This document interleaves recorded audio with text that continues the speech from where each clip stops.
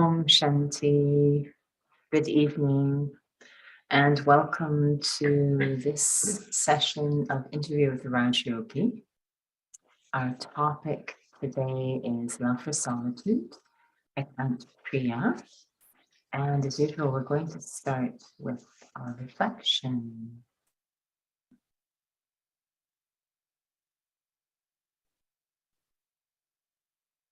And during the course of the day, I find I am constantly in one form of company or another.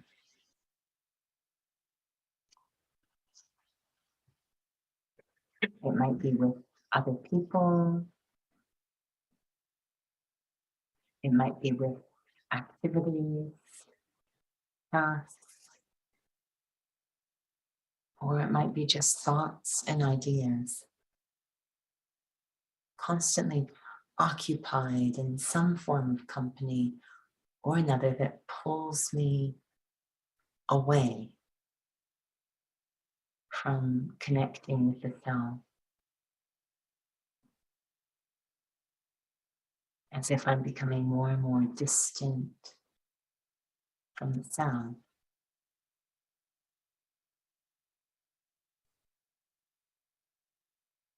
Times of solitude are moments dedicated to reconnecting with the self, putting aside all other company, coming inside to give the self 100% of my attention, experiencing my true self.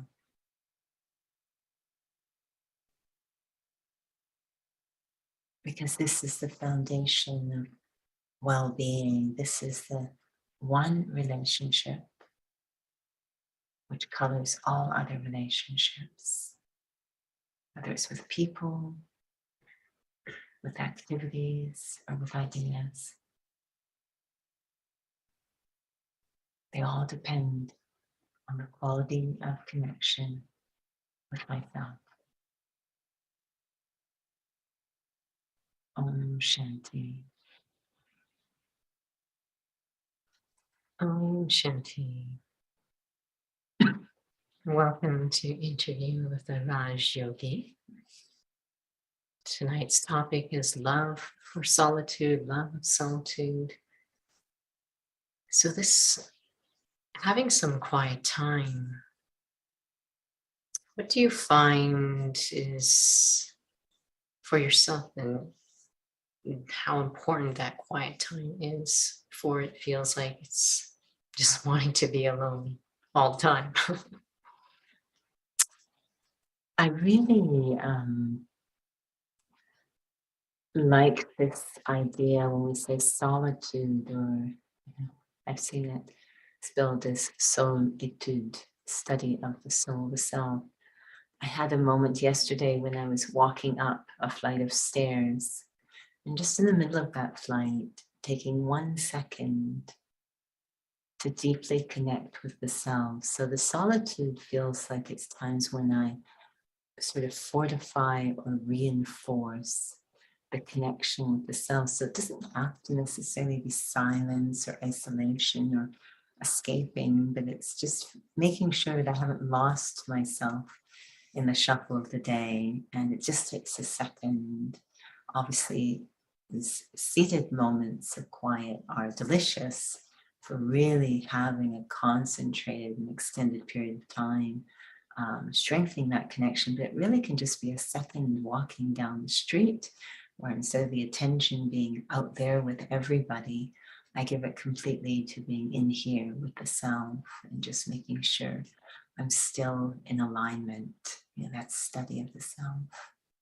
When you say connecting to that sense of yourself, and for those who might have already taken the course, could you describe that for someone who has not? Well, I know that for myself, before coming into this study, there was a real pull or hunger to be what I called real. I wanted to feel real, or sometimes we use the word authentic. Crying out for that, but not really knowing what that was. This is very much the state of being connected to the self, being authentic. And then coming into the study, and of course, the first thing we learn is this phrase, Om Shanti. I am a soul, I am an embodiment of peace. And that told me a couple of important things. What I'm trying to connect to, what the self is, but also what I should feel when I am connected. So now I knew what real meant, what connected meant.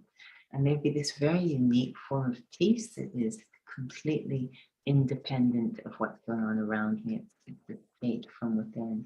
That's always been my metric or measure of being connected, of being real, is that experience of peace, which we get when we consider ourselves to be a spiritual being.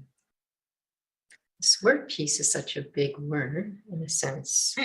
We all have a different experience of what that means. Mm-hmm. And was in a conversation today in terms of where do I get the source of peace? Mm-hmm. And I feel that clarity can be helpful in terms of what is that peace like? Is it the same as peace in nature? Is it the same as looking at a candle? I think we have a lot of past conditioning or ideas, so that even solitude has been connected to going into a cave or going into the forest. And definitely those places have been connected to peace. Solitude is where I have an experience of this so-called peace, and somehow it's connected to being physically isolated, forest or cave. So there's a lot of ideas that are stacked against us, if you will. And I've always enjoyed this term that's used in the study for peace, which is mukti, or liberation. So again, it's not connected to anything physical or just being physically alone. It's actually this internal state. What does it mean to say I am a soul? It's this incredible reframing of the self, which will involve a lot of letting go. And that's the secret behind this peace, is letting go, liberation. Letting go is the experience of peace. So, even if someone is holding something very tight, and the relief they feel when they let go, after so much tension, the relief they feel, that relief, that letting go, that release, that's peace. So the solitude you're sharing, do you find that as you continue to study that connecting to an experience of peace or letting go becomes much more easier? Yeah, I think we start to develop power, because this is a deep form of solitude. The removing the self physically is it's a lot easier.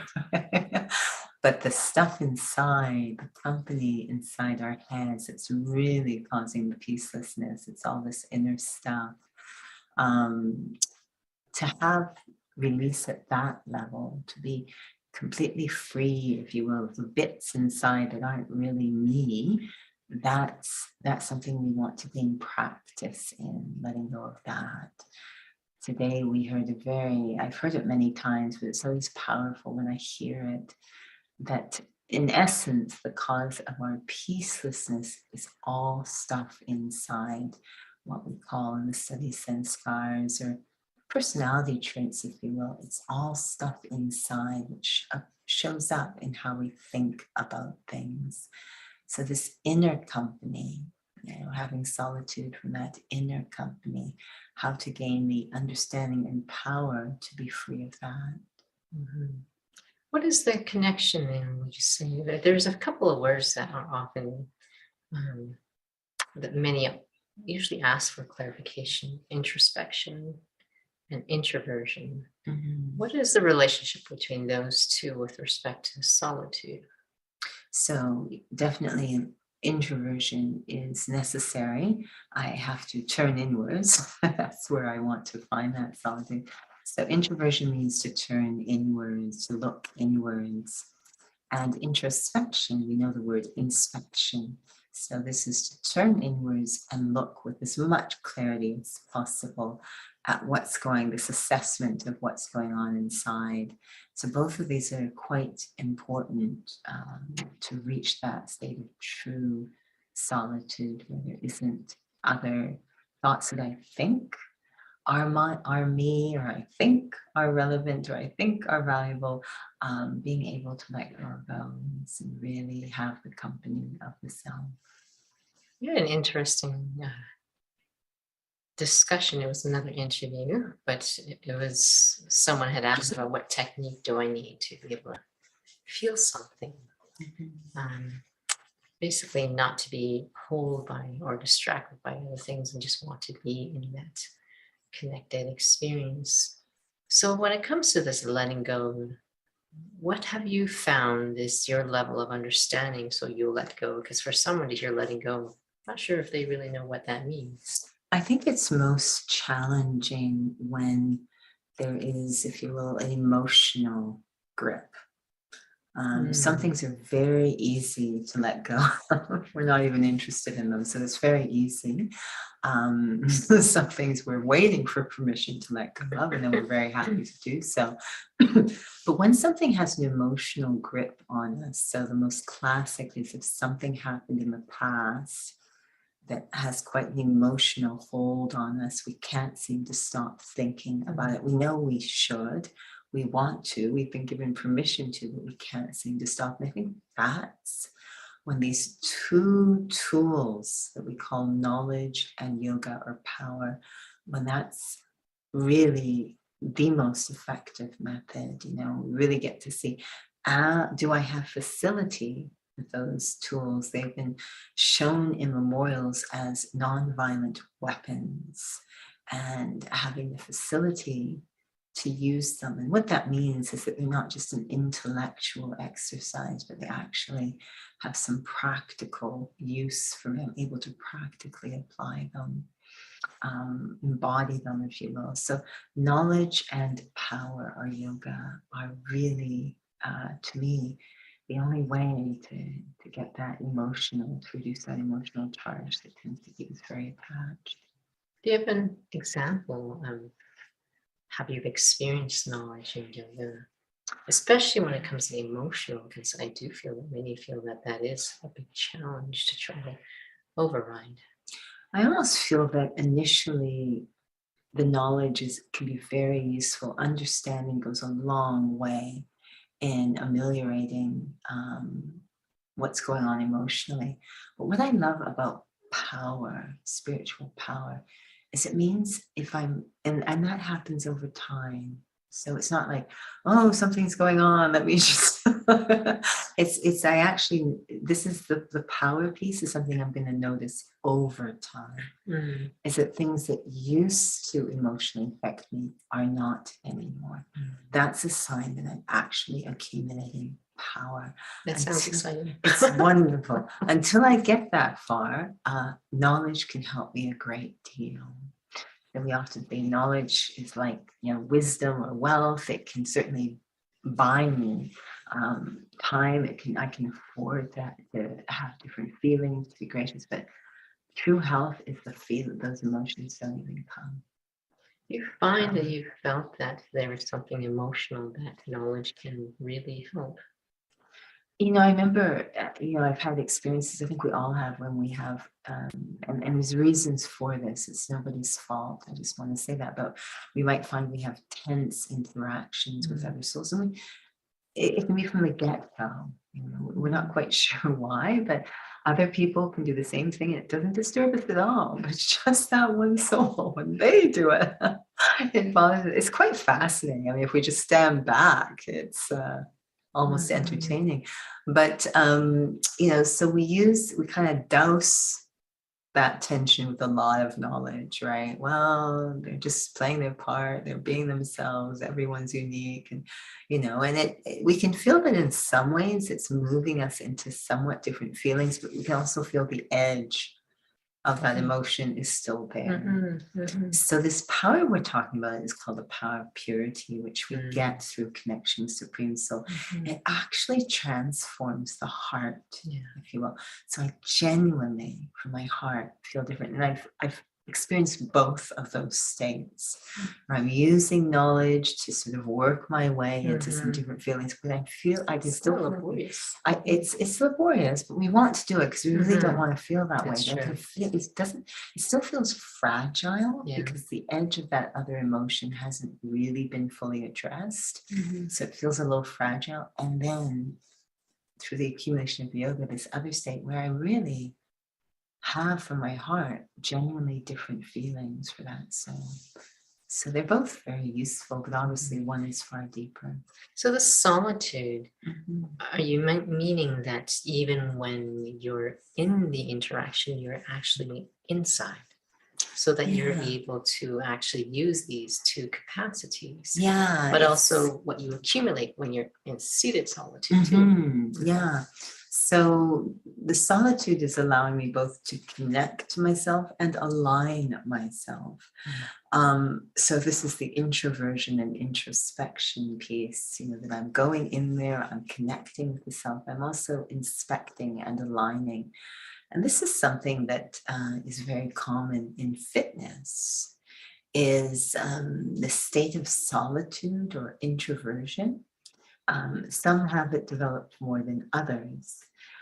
Those who don't have it, who really just, and it's quite interesting, they really enjoy the social component of being in the group. This is very important to them. And sometimes you notice that they're not as aware of what's going on with their body. They're just for that social component, which is fine.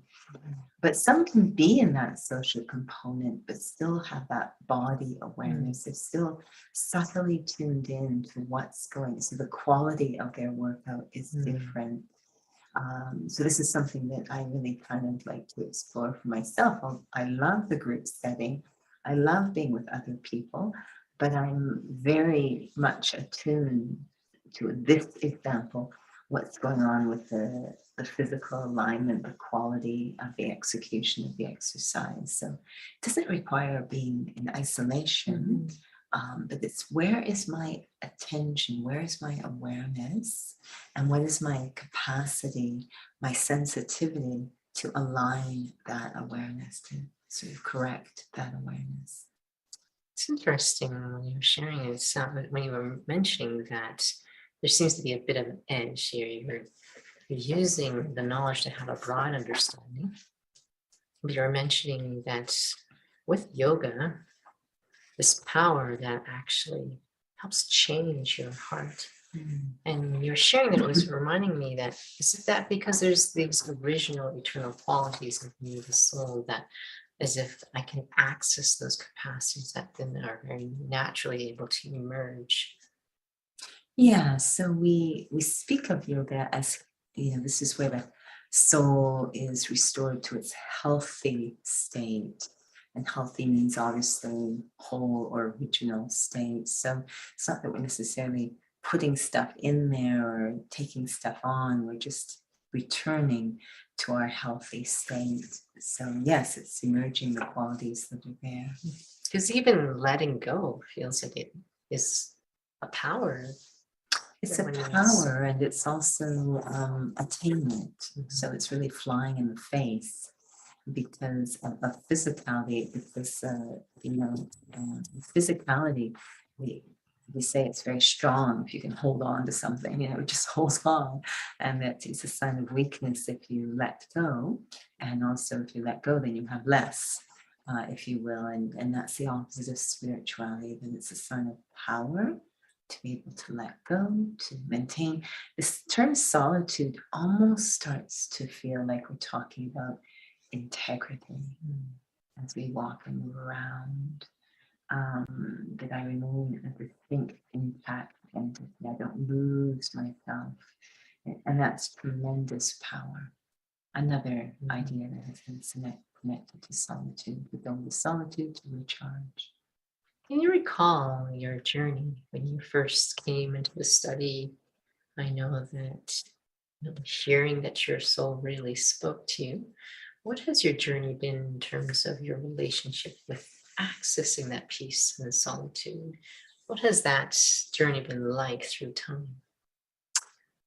There is a saying in the study that you could turn the whole ocean into ink and all the land into paper and all the trees into quills, and you still would not come to the end of this knowledge. And that's really the only way I can describe it, because we have very few ideas we work with, but they just keep changing.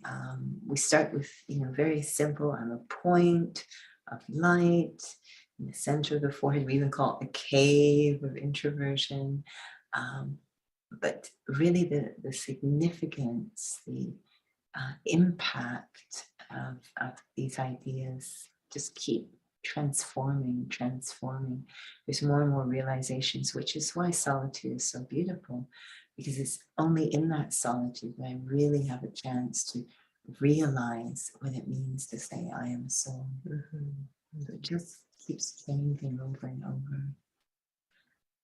There are many who think of solitude and it kind of terrifies them. So, what's going on there? I think that, we say, I'm going to go in there and be alone with myself. They're so scared. And I think that it's actually being alone with the image that's scary. The image keeps a record of all of the hurts and the pains and the judgment and mistake, and it tends to just kind of rattle them off. So that is frightening. So being alone with the image is frightening. And sometimes we use the word ego interchangeably with image. I'm not really being alone with the self, because the self is beautiful. To really touch the quality, the experience of my true self is very beautiful. It's what we've been seeking everywhere out there. It's just this experience of the true self. So it's as if I didn't get quite deep enough and I got stuck in the image or the layers on the image. I hear the word solitude, I hear the phrase love for solitude. The feeling of healing always comes up. And definitely, when someone is physically healing, we like them to be not too disturbed, quiet space, simple space, clean space. These are all the qualities that we need spiritually as well. And yeah, there's this rest, solitude is a place where I can be restored. In fact, there is an instinct, I think, in the body to want that stillness and that silence when it's trying to heal itself. And so this is also a pull in the soul that just wants some quiet time in order to kind of recharge, or heal. It's interesting what you need to accumulate inside so that you can be in the presence of, I guess you can say, an atmosphere that might be noisy or chaotic, or around just others who may not be in that stage of peace. And what has that been like for you?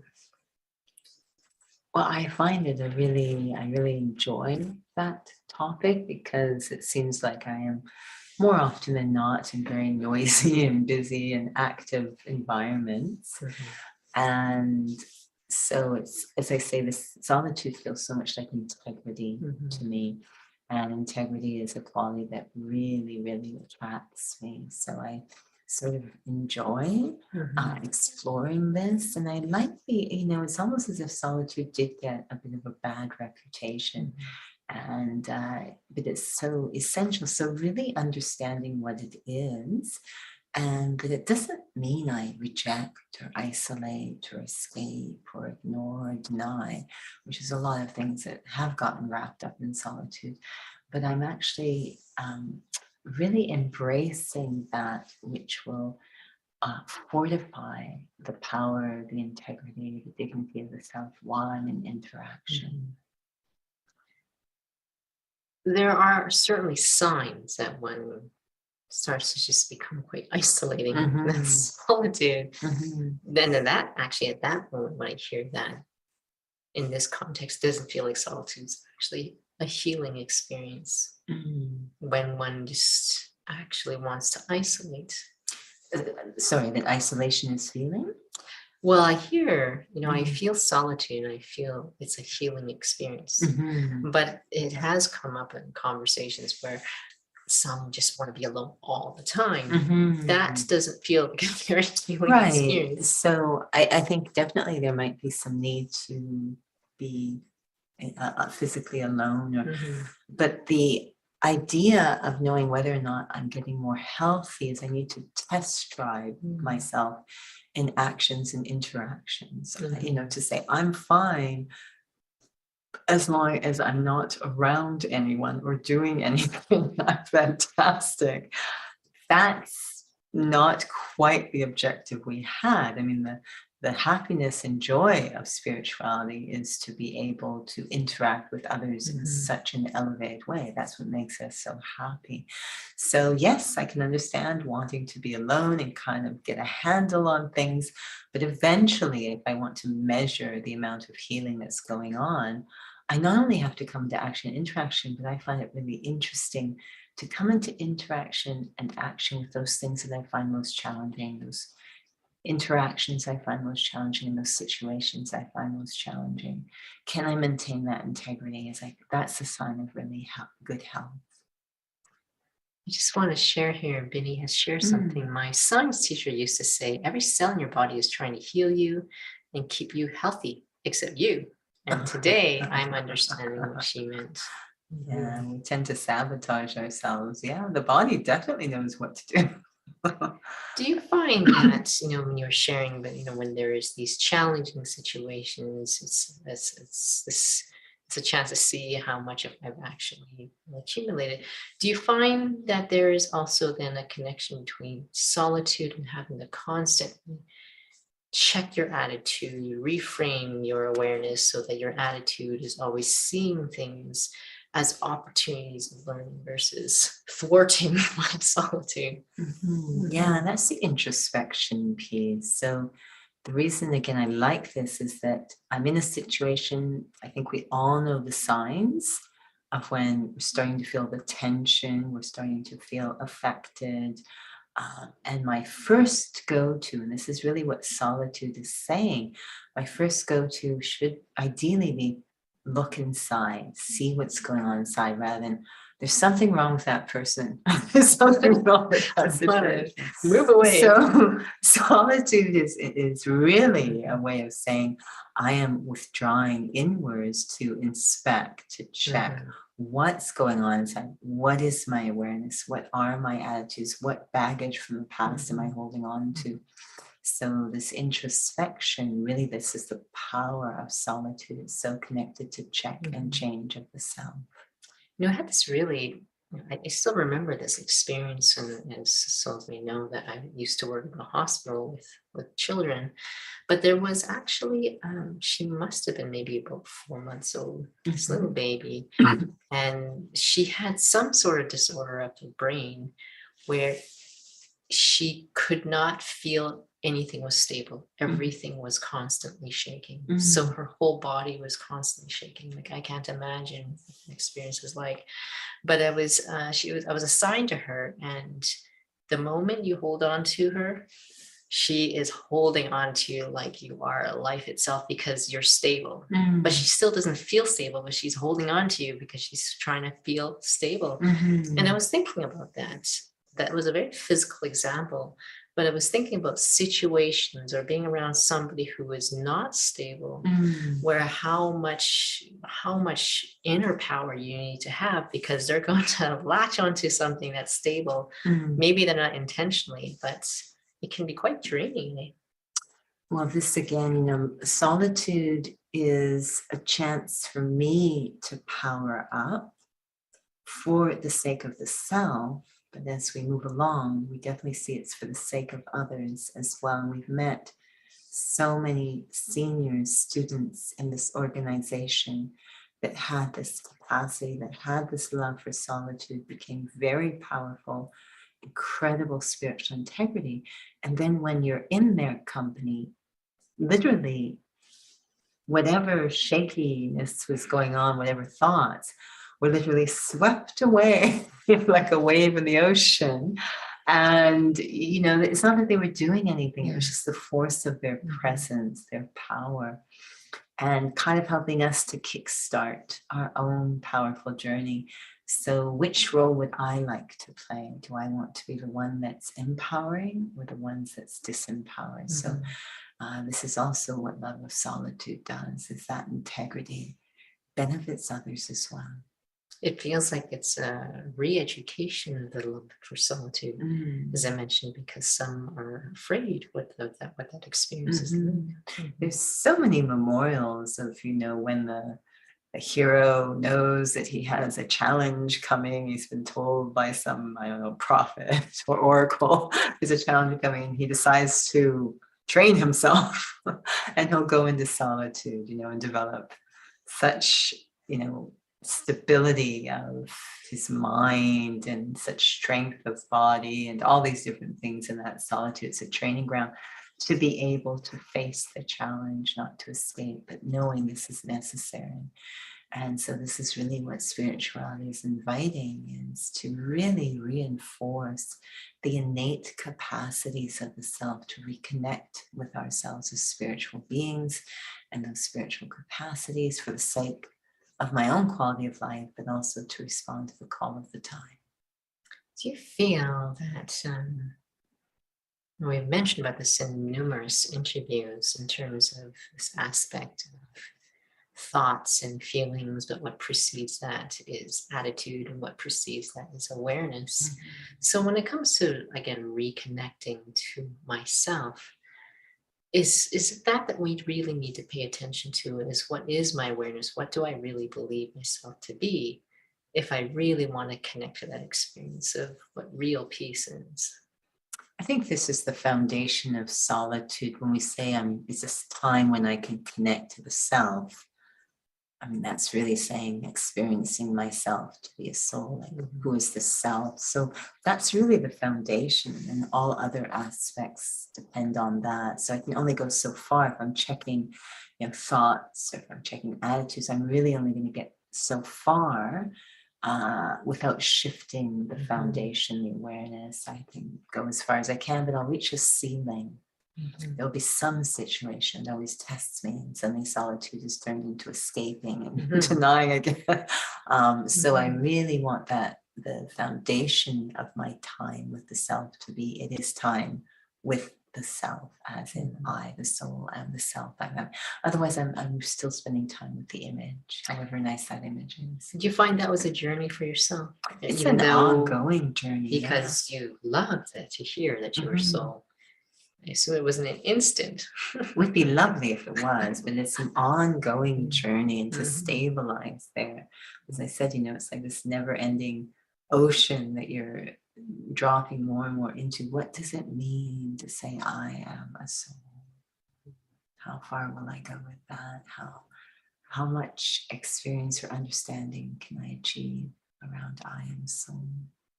So the reason why I find it a fascinating discussion is because I still hear that we, in subtle ways, still use sources outside, like nature, as a source of peace. And I don't mean it in terms of being critical or judging, but it feels like, souls are grappling what really is the, an experience of peace, which is not dependent on things.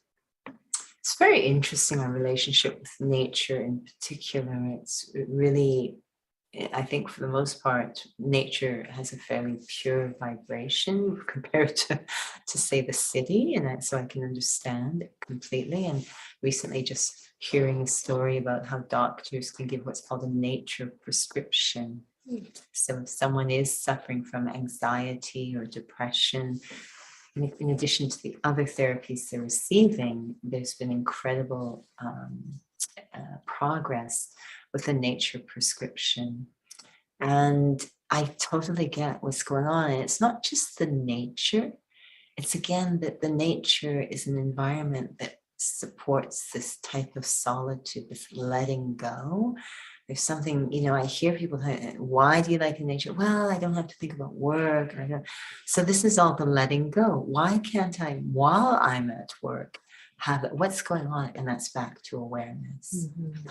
Because I feel I am the employee of this company, and I've invested so much of my value in that identity, it's very difficult for me to let it go. But if I had a different awareness, I could be in the workplace, and it could be as soothing as if I'm out in the woods. Mm-hmm. It really is. But I can understand why being out in the woods is so, it's first off a very beautiful vibration out there, because it's so far from the, as we say, concrete jungle. But also it invites that release that is a precursor for connecting to my own peaceful nature. So really being able to master that capacity to release, you can experience that everywhere you go. Knowledge, yeah. Time just flies by. It did. I can see its wings flapping.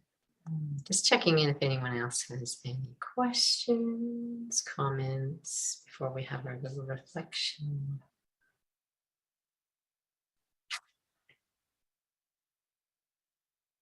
I feel solitude out there. All right.